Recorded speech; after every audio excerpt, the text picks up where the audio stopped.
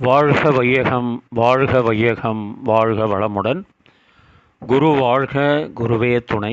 மணவளக்கலை உறவுகளுக்கு கோபாலின் வணக்கங்களும் வாழ்த்துக்களும். அருட்தந்தை வேதாத்ரி மகரிஷியின் மணவளக்கலையை பற்றி தினமும் சிந்தித்து கொண்டிருக்கின்றோம். சுவாமிஜி அவர்கள் எழுதிய வாழ்க்கை மலர்கள் என்ற நூலில் இருந்து ஆகஸ்ட் மாதம் 13ஆம் தேதி அமைதி என்ற தலைப்பில் சிந்திக்கவிருக்கிறோம். அமைதி மனித இன வாழ்வில் நிறைவை தரும் தெய்வீக இன்பம். ஒரு மதிப்புடைய வாழ்க்கை செல்வம் அமைதி. அதனால்தான் மக்களில் பெரும்பாலோர் அமைதியை விரும்புகின்றனர். பேரறிஞர்கள் அமைதிக்காகவே தங்கள் ஆற்றலை அர்ப்பணிக்கின்றனர். எனினும் இன்று நாம் காண்பதென்ன? உலகம் முழுவதும் உற்று நோக்குவோம். எங்குமே அமைதி குலைந்து காணப்படுகின்றது. தனி மனிதரிடத்திலே, சமுதாயத்தின் ஊடே, உலக நாடுகளுக்கு இடையே எங்குமே நிலையான அமைதி இல்லை. பிணக்கு, அச்சம், பகை, போர் இவை பெருகிக் கொண்டிருக்கின்றன. இந்த நிலை நீடிக்கக்கூடாது. இது மாறித்தான் ஆக வேண்டும், மாற்றித்தான் ஆக வேண்டும். யார் மாற்றுவது? எப்படி மாற்றுவது?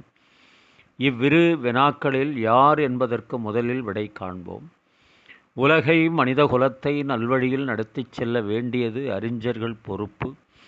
சிந்தனையாளர்கள், எழுத்துலக மேதைகள், மதத் தலைவர்கள், ஆட்சித் தலைவர்கள், கல்வி பொறுப்பாளர்கள், சமுதாய நலம் விழையும் செல்வந்தர்கள், இவர்கள் எல்லோருமே மனித குலத்தின் நலம் காக்கும் தகுதி பெற்றவர்கள், பொறுப்புடையவர்கள்.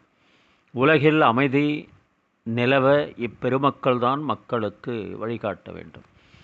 இரண்டாவது வினாவான எப்படி என்பதற்கு விடை காண்போம். மனிதன் வாழ்வை நிறைவு செய்யும் துறைகள் இரண்டு. ஒன்று பொருள்துறை, மற்றது அருள்துறை. விஞ்ஞான வளர்ச்சி உலகில் பொருள்துறையை நிறைவு செய்துவிட்டது. அருள்துறையில்தான் மனிதகுலம் பின்னடைந்து நிற்கின்றது.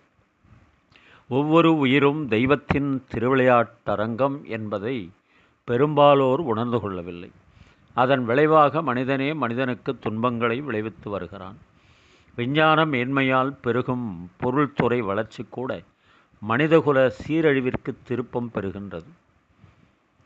அணுகுண்டு முதலிய கொடிய போர்க்கருவிகள் மனித இனத்தையே அழித்து விடுமோ என்று அஞ்ச வேண்டியுள்ளது.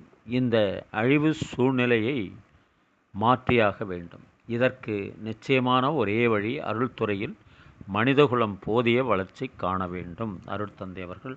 வாழ்க வையகம் வாழ்க வையகம் வாழ்க வளமுடன். நீங்களும் உங்கள் அன்பு குடும்பமும் வாழ்க வளமுடன்.